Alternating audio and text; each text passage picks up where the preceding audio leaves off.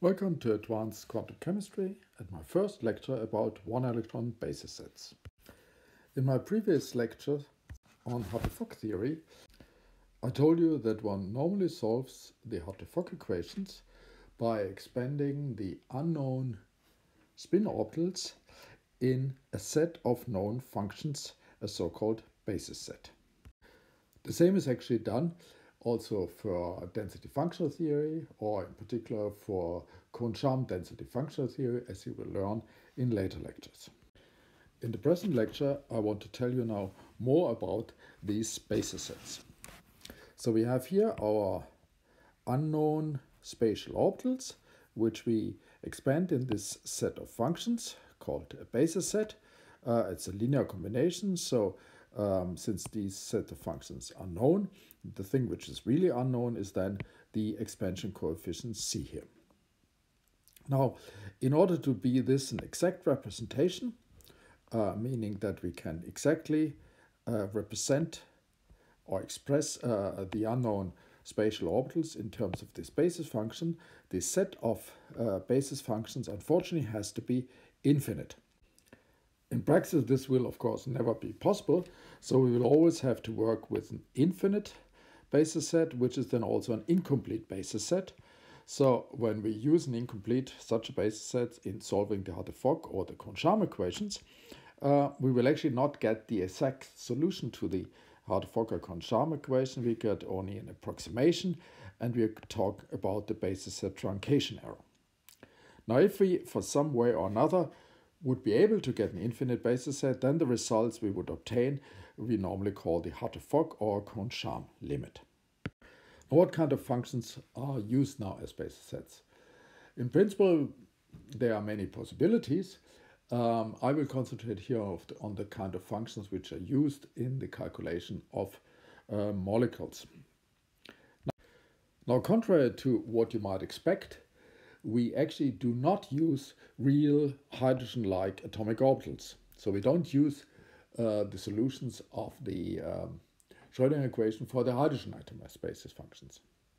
We use something what is similar, and they're called Slater-type orbitals, placed at some kind of position in space, which typically would be the position of an atom.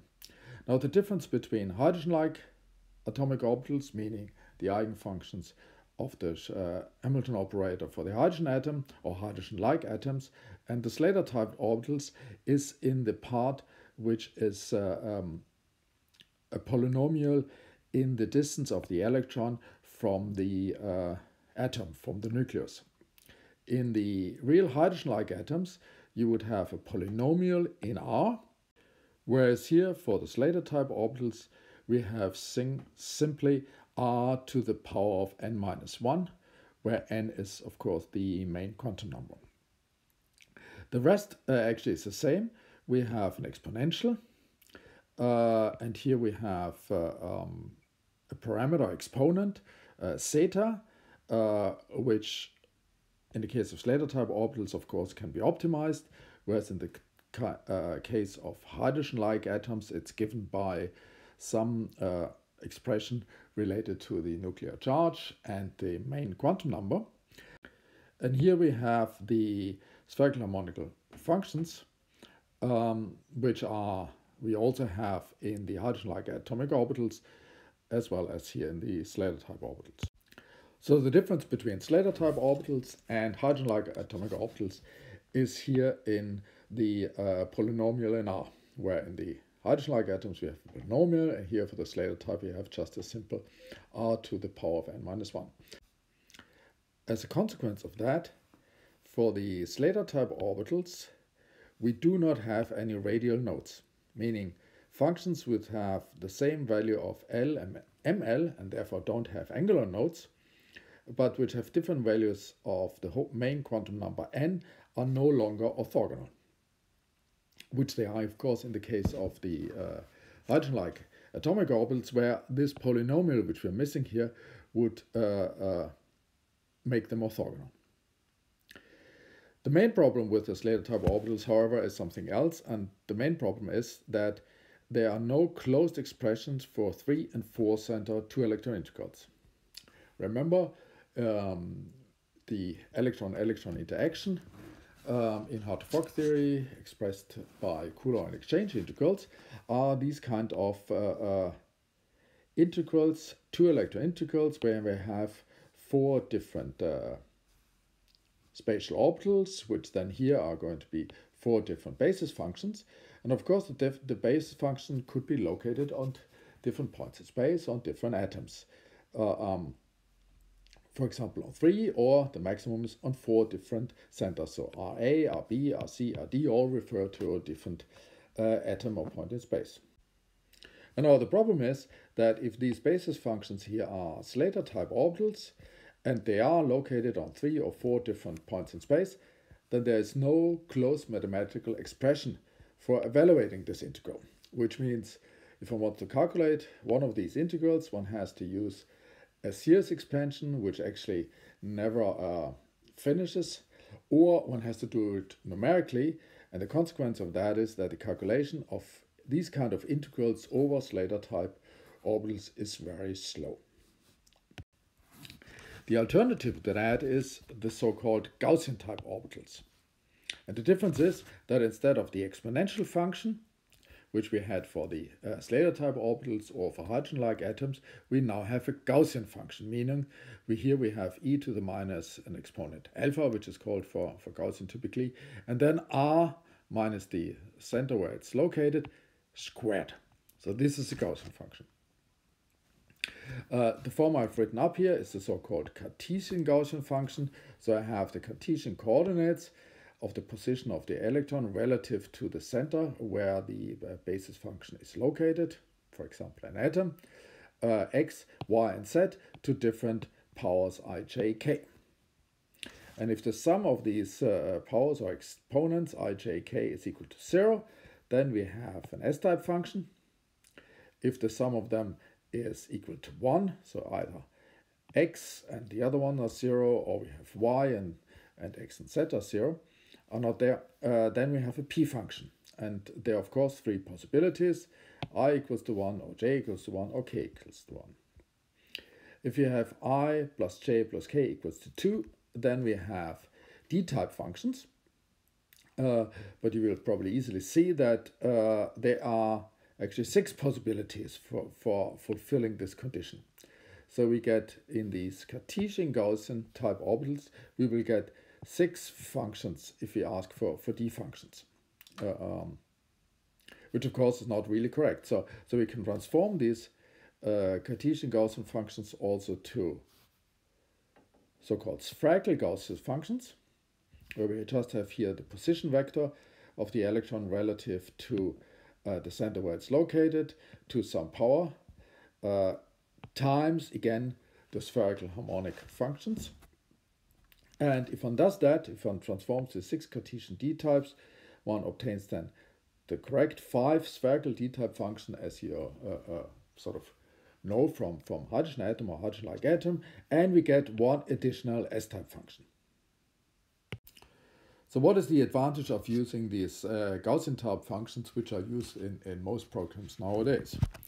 Well, the reason for using them is what is called the Gaussian product rule. And let's illustrate that, for example, for two 1s functions. So here I have two Gaussian functions called g of S-type located at 2 different points in space, for example, 2 atoms, 2 different atoms in a molecule. I've written it out here. Since it is an S function, I only have here the exponential, which is squared. And I have some normalization constant. Now, the important thing is the product of 2 Gaussian functions actually is just one other Gaussian function.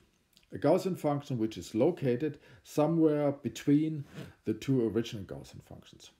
So if I have product of 2 1s functions, then this product actually is just one function which is located somewhere between them. And here's the expression for the position of this new Gaussian, which you easily can calculate from the positions of the 2 original ones and the exponents. The new Gaussian function has a different exponent, which is the sum of the 2 original exponents, and you also get a different normalization constant, of course.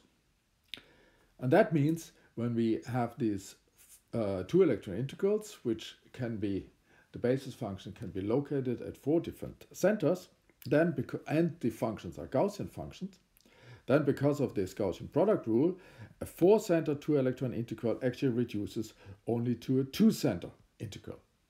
And there are closed expression for calculating those 2-center integrals, which means it is so much faster to calculate integrals over Gaussian functions, 2-electron integrals over Gaussian functions compared to the 2-electron integrals over Slater-type functions. So that's a big advantage why one uses the Gaussian functions. But like always in life, there are no shortcuts without a price for it. So there's something which we have to pay for. And the fact is that we are using Gaussians. So that means that compared to the hydrogen-like atomic orbitals, the behavior at the nucleus is wrong. Because if one takes the derivative of an exponential function at r equals to 0, then this derivative is not 0. An exponential function has no extremum, no maximum or minimum at the origin for r equals to 0. But the Gaussian functions have. The Gaussian functions have, as you can clearly see here, the blue one is a Gaussian and the purple is a Slater-type function. The Gaussian has a maximum here, whereas the Slater-type function, being an exponential function, just has no maximum. It has what is called a cusp, because if one would go to minus values of the variable r, then it would just continue this way. So the behavior at the nucleus is wrong. And one thing is that here the derivative is 0 where it's not there. The other thing is that the Slater function are much steeper at the origin than the Gaussian function. But as you can see from the comparison here, there's also another problem. The problem is that the Gaussian functions, they've being squared up here, they fall off too rapidly. So for larger distances from the nucleus, the Gaussian functions have too small values compared to the Slater functions. So what can we do about that? Now when people introduced Gaussian functions as being basic functions for quantum chemical calculations, the idea of course was to replace the Slater type functions because one could calculate the integrals faster. Now this figure sort of tells us that it's not really possible to replace one Slater function with one Gaussian function. So the people started to say, okay, maybe we can fit 2 or 3 or 4 or 5 or 6 Gaussian functions to reproduce the form of the Slater type function. This actually works very well, and that led to the idea of what is called contracted Gaussian basis functions. So the idea is one takes several Gauss functions with different exponents and then fits them to the kind of Slater functions one would like to these Gaussian functions to reproduce. So one makes a fit, and these Gaussian functions are then, that's the normal Gauss function, they are called then primitive, and these expansion coefficients are called the contraction coefficients, and the linear combination of these is called a contraction Gaussian type orbital. And these contraction coefficients they are sort of fixed before one does the STF calculation, so they are not changed or optimized during a Hartree-Fock or Kohn-Sham DFT calculation. They are fixed before. Originally they were obtained by fitting several Gaussians to one Slater type orbital.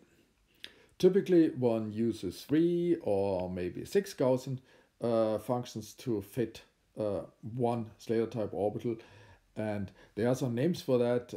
These kind of basis sets would be called STO3G, which means one fitted 3 Gaussians to one Slater type orbital, or STO6G.